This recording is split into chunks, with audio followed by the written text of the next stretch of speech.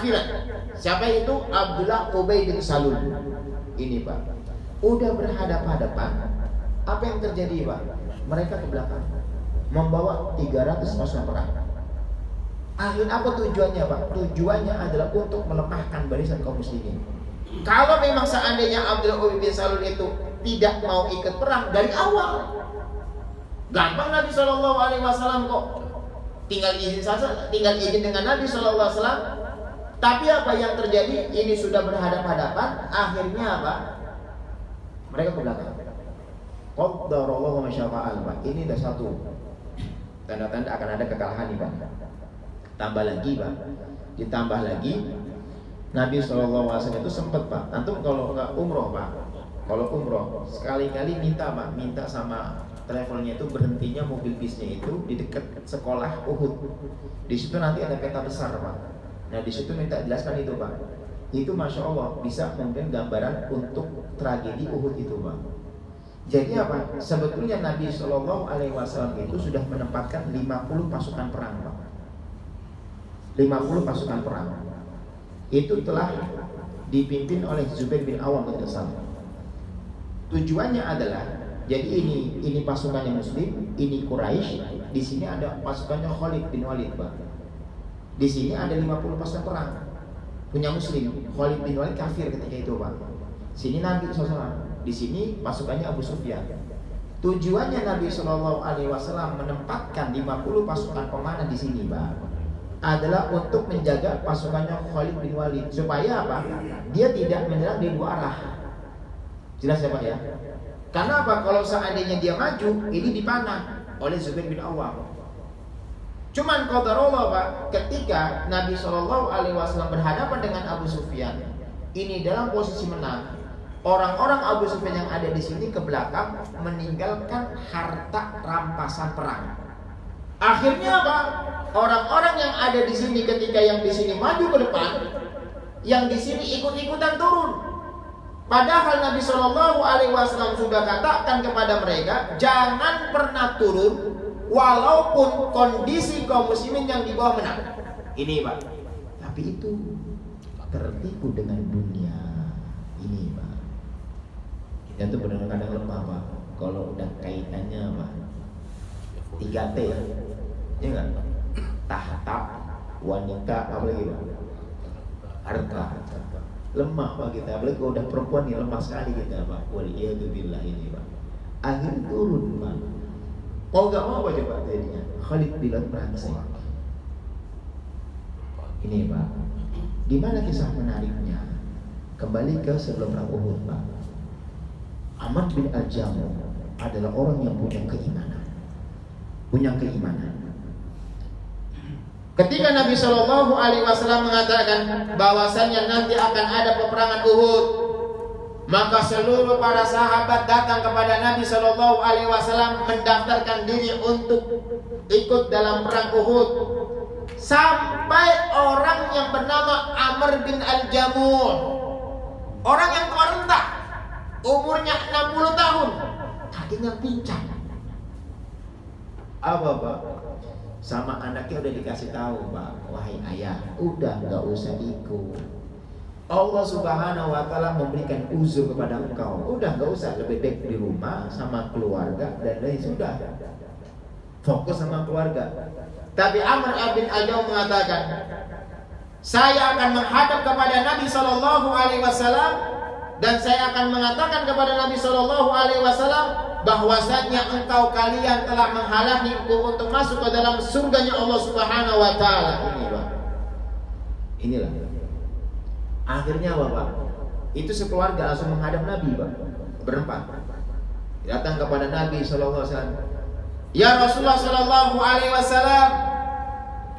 anak-anakku telah menghalangiku untuk mati dalam keadaan syahid. Dan anakku mengatakan kepada Nabi SAW, ya Rasulullah SAW, kami tidak tega dengan orang tua kami dalam kondisi tua renta dan dalam keadaan pincang. Ini Pak. Siapa sih Pak yang seorang anak Pak? Jangankan jihad loh Pak. Anak berapa tahun lalu Pak, ketika anak haji ketika anak haji bawa sama TKI. Haji itu Pak. Anda sempat mengatakan kepada satu jamaah yang itu sama anak, dia itu bawa keluarganya, Ustaz, anak mau ikut sama antum haji koboi. Kalau zaman tahun 2015 ke sini Pak, itu masih mending Pak. 2010, 2015 itu bisa kita koboi. Itu Pak, cuma modal tenda. Tapi teman-teman yang udah tinggal di Mekah, anak katakan jangan anak katakan. Nanti antum melihat ketika di Musdalifah dan di Arafah. Itu Pak. Akhirnya benar Pak, paksain. Qadarullah Pak. Itu haji loh Pak. Akhirnya Pak Qadarullah mendapatkan orang tuanya di di semacam kayak selokan itu Pak. Sampai baru pagi hari itu ketemu. Ini Pak. Apalagi dalam medan jihad. Makanya pantas anaknya ketika mengatakan kepada Nabi SAW, ya Rasulullah, kami tidak tega. Sudah biar kami saja ya Rasulullah. Tapi Nabi SAW tidak pernah menghalangi orang untuk masuk ke dalam surganya Pak. Apa kata Nabi SAW? Biarkanlah. Karena yang diinginkan oleh ayahmu adalah surganya Allah Subhanahu wa Ta'ala. Ini Pak. Orang tuh kalau sudah tumbuh negeri akhirat dalam dirinya Pak, dunia itu suatu hal yang kecil Pak. Contoh saudara kita di Palestina.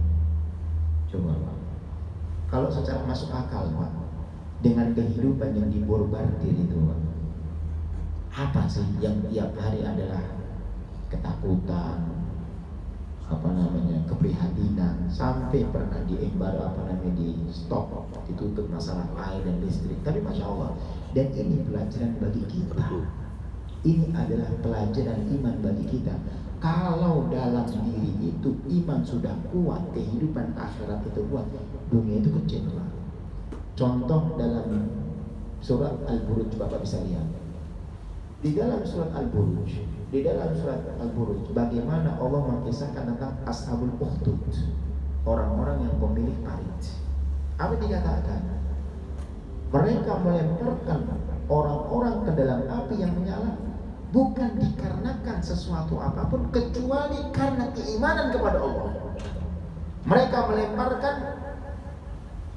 ke dalam api yang menyala-nyala. Antum pernah dengar Pak kisahnya seorang penyisirnya anaknya Fir'aun? Itu Pak, kisahnya seorang penyisirnya anak Fir'aun. Tiba-tiba sisir itu jatuh, dia mengucapkan namanya Allah Subhanahu wa Ta'ala. Akhirnya dilaporkan kepada Fir'aun. Apa yang terjadi Pak? Anak dan istrinya dilemparkan ke dalam api karena keimanan kepada Allah Subhanahu wa Ta'ala. Amr bin Al-Jamuh, ketika itu Amr bin Al-Jamuh datang kepada Nabi Shallallahu Alaihi Wasallam, ya Rasulullah Shallallahu Alaihi Wasallam, saya ingin berjihad, saya ingin dalam keadaan syahid.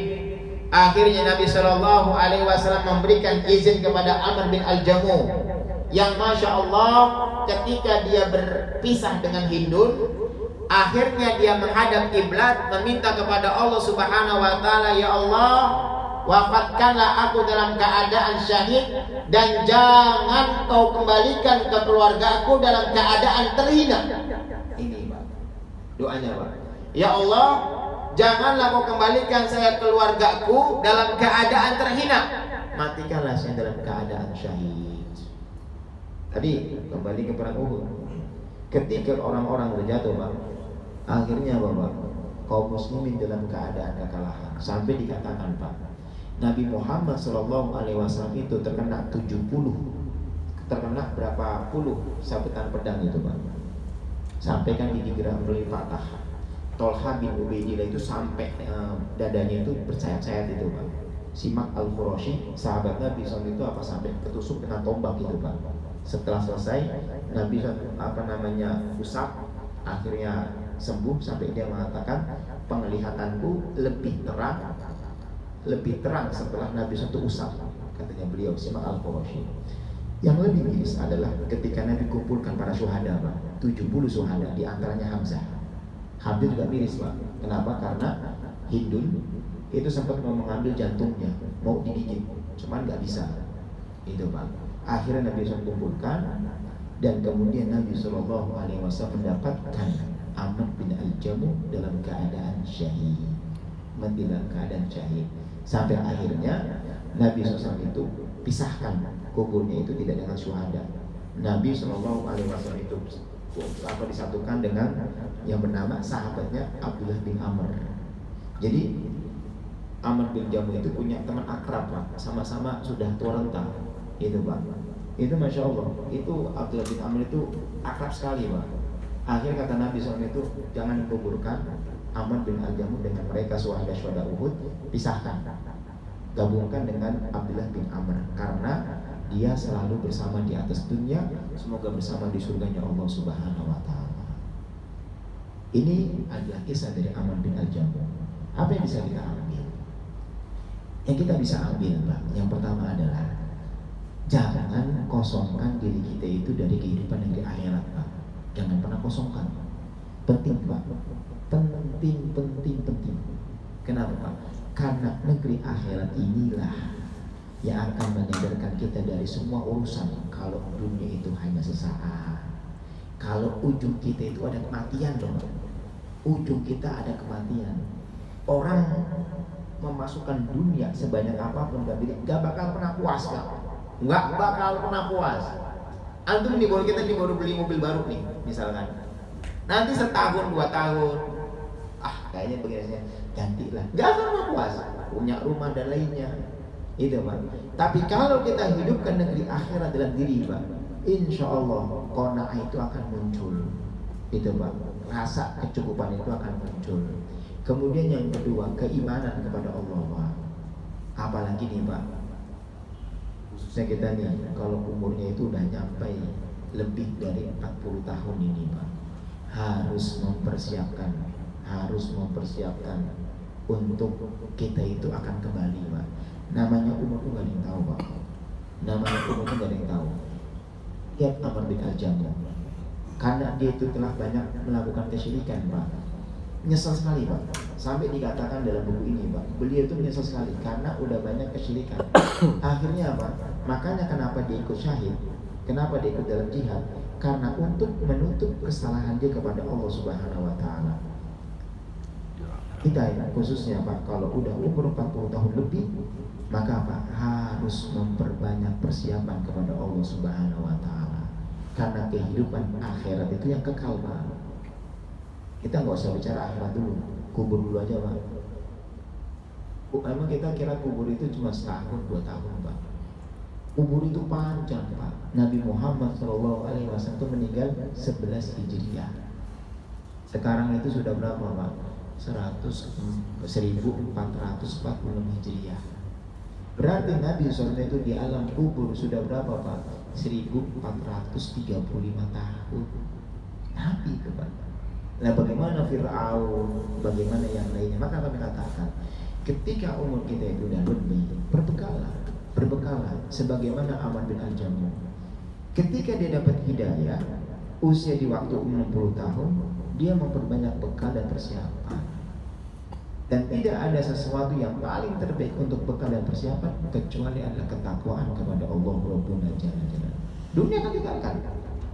Coba Pak, yang berapa tahun lalu dapat kabar ada salah satu pegawai Pelindo kecemplung ya. Tahun berapa itu? 2018 atau 2019 itu Pak? Yang kecemplung sama mobil-mobil itu. Di sini di mana Pak? Ada lagi Pak, yang pesawat. Itu satu kota, itu satu kecamatan kita Rumajaya itu Pak. Itu anak satu-satunya Pak, ya, orang noni ya. Orang noni ketika itu mau kebakar ya Pak. Kebakar. Itu anak satu-satunya Pak. Itu apa namanya saya ceritakan itu kan di perumahan Haram Harapan Mulia dia. Itu tinggalnya. Itu apa Pak ya? Orang tuanya sampai nggak bisa kalau menghadap ke lautan itu nggak bisa karena kayak trauma. Memang dapat apa namanya gantinya itu sampai 15 M kalau nggak salah. Tapi anak satu-satunya. Tapi itulah umur. Siapa yang tahu? Masih muda. Kan gitu. Masih muda. Tapi itulah Allah telah menetapkan. Maka yang bisa kita lakukan adalah perbaiki bekal kita. Mungkin sebelum kita ada pertanyaan dulu Pak, silakan Pak. Ada pertanyaan silakan. Sebelum kita tutup. Apa namanya? Ada? Ada lagi yang mau tanya kali? Adit? Enggak? Gini Sal, kadang kita di usia-usia sekarang ini kan, apalah anggaplah 40 itu kita dapat hidayah ya Sal. Anggap hidayah kita, cuman kadang mempertahankan hidayah itu yang kadang-kadang ya gimana ya, kita bergaul segala macam akhirnya melenceng banget sih enggak, cuman masih belum lurus banget gitu Tad.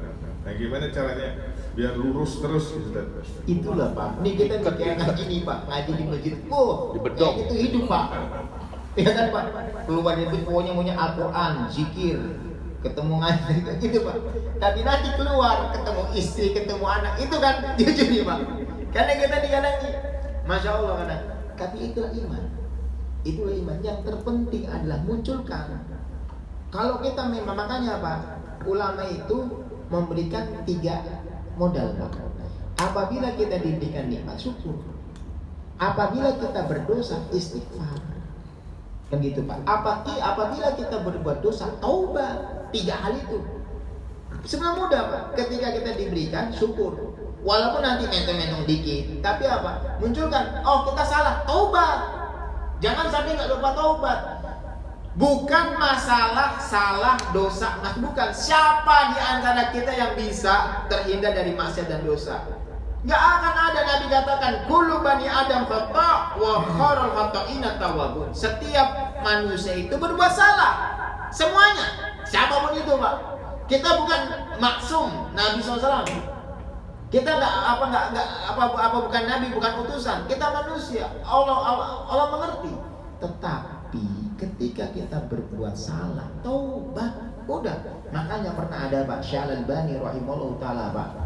Itu pernah menyampaikan Pak. Ada seorang sahabat yang masuk ke dalam kebun. Ketemu seorang wanita Pak, melakukan sebagaimana suami istri, tapi tidak sampai berzina. Akhirnya apa? Sampai kepada Nabi SAW. Laporan sama Nabi SAW, ya Rasulullah, saya tahu salah. Saya masuk ke dalam sebuah kebun, bertemu dengan seorang wanita, melakukan sebagaimana suami istri, cuma tidak sampai berzina. Tidak sampai berhubungan intim. Apa kata Nabi SAW? Sudah belum engkau sholat 2 rakaat? Dia mengatakan, sudah ya Rasulullah SAW. Innal hasanat yudhibna syai'an. Sesungguhnya kebaikan itu menutup keburukan. Kita itu yang lupa adalah taubat, menutup dengan kebaikan. Bukan masalah salahnya, siapapun itu kita akan berbuat salah. Ketika kita dalam pergaulan, bahkan bahaya kalau kita itu merasa lurus-lurus aja, itu bahaya. Syaitan itu kenapa? Gara-garanya merasa lurus, merasa baik, merasa hebat. Ya kan? Saya lebih hebat daripada manusia. Engkau ciptakan saya dari api, sedangkan manusia, engkau menciptakan manusia itu dari tanah. Padahal Ibnu Hajar Asqalani mengatakan Pak, lebih baikkan tanah daripada api. Kenapa? Sifatnya tanah itu apa? Menghanguskan, menghancurkan. Sifatnya tanah menyuburkan, bisa memberikan kehidupan lagi. Kan seperti itu Pak. Tapi karena udah bongkar, udah sombong, udah ujub, akhirnya apa Pak? Saya lebih baik. Tetapi seharusnya ketika kita diberikan itu adalah syukur, ketika kita itu diberikan musibah itu sabar, ketika kita itu dosa, taubat. Udah sebetulnya Pak. Nah, kebanyakan kita itu adalah apa Pak? Melampaui batas. Diingatkan, akhirnya kadang-kadang gak sadar. Sampai akhirnya apa? Allah Subhanahu wa Ta'ala berikan kepadanya na'udzubillah min dzalik, kematian. Seperti itu Pak. Jadi Pak ya. Bukan Raja itu, mungkin ini yang bisa kami sampaikan hari ini. Kurang lebihnya mohon maaf. Subhanallah, asyhadu an la ilaha illa anta, astaghfiruka wa atubu ilaik. Assalamualaikum warahmatullahi wabarakatuh.